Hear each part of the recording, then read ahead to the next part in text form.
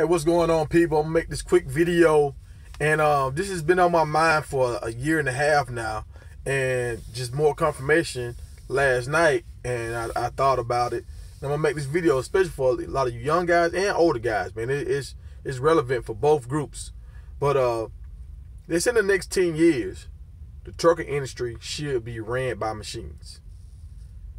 What I mean by that is machines will be driving these trucks. Now, I don't know if you still will have driver assistance. Well, they still need a human manning the vehicle.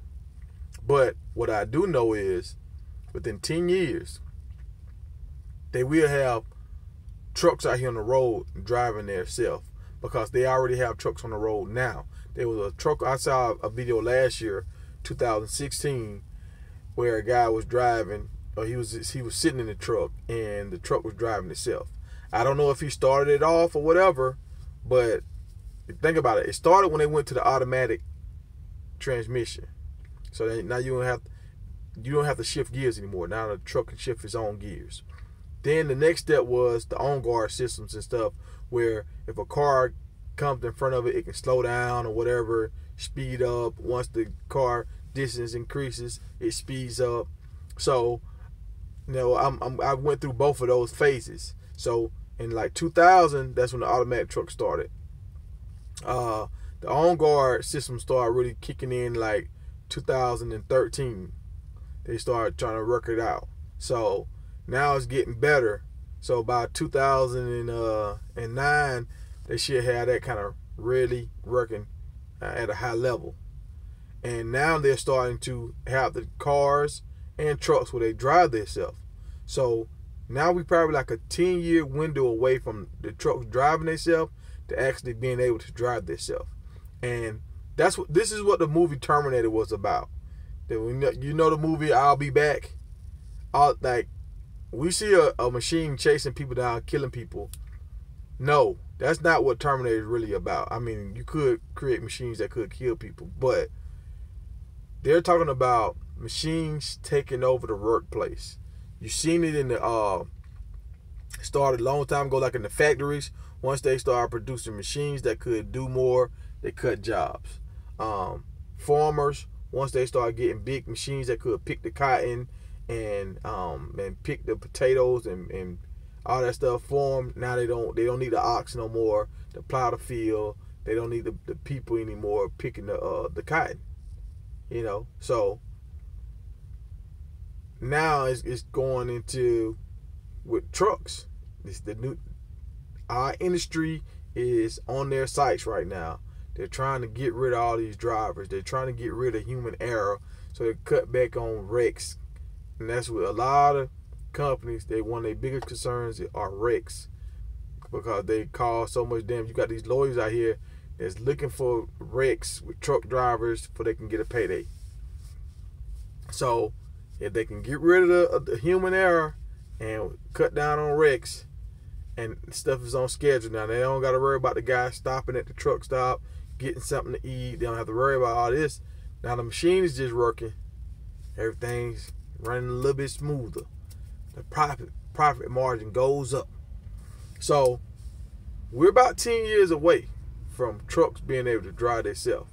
So you got to think about it. If you're not saving money, if you're not planning on a new career, I mean, they still might have to have people driving the trucks, manning the trucks, because if you run into a problem, a mechanical problem, a human can kind of get it back on track. But you have to have some kind of certification, a mechanic, whatever, computerized guy. You know how to change stuff around. We don't know. But what I do know is you better start figuring something out. Like I went out, it was like a couple, went on a date with a whole bunch of couples, like 4 of us, and 2 of the guys drove trucks, and they did kind of local stuff, and I was the only over the road driver, and they were saying like, man, I don't understand how you could be gone that long. I said, well, I know, like, when I've done local work before, and I make more money over the road than I do with local stuff. Now I got a guy that he's not local, but he runs a team route back and forth, and he does over $100,000 a year working for a company. But he's been with that company for 6 years, so he's built up to that position, and he's with a great company. I'm not gonna put his business out there, or whatever, but you can go that route. I didn't want to go that route because I wanted to keep my truck for 4 years, and I want y'all to understand that companies try to build you up for that 4-year mark and get you locked in. Like the last company I was with, once I got 4 years, I got 5 weeks of vacation, and I was maxed out on the pay scale. So you don't want to start over. You want to be locked in. But over here as an owner operator, once I get to my 4.5-year mark, my truck is paid off. So that $700 a week that I'm paying for my truck is like it's like $720, and some guys are higher than that. Some guys are like $768. But just think about it: $720 a week, a month's time. That's $2,800, almost $2,200. It's right there at $2,200. $20 away from $2,200 a month that I could be putting towards something else, either my house, buying other kind of machines, or buying a building where I can have a different kind of business. Like that 22 can go towards. So I'm gonna have at least 2 years when this truck is paid off to try to set myself up in case the industry starts to collapse. Got 2 years. I'm gonna run my truck for 2 years. Then I'm gonna sell it to somebody that don't want to get a new truck, that want to get an old truck, and I'm gonna take that $25,000-$30,000 I get off of that and put it on the down payment on something that I need to help my other business. So if the trucking industry collapse, I got me a backup plan. So you need to have a backup plan. That's all I'm saying. We maybe have 10 years.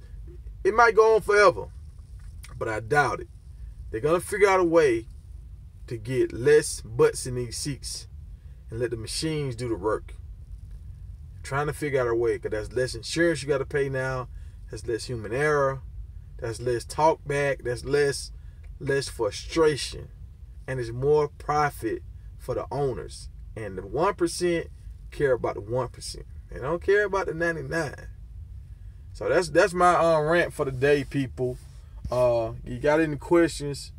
Hit me in the comment section, and I'll get with y'all another day, man. I got something cross my mind. I'll hit y'all up. All right, TPZ out.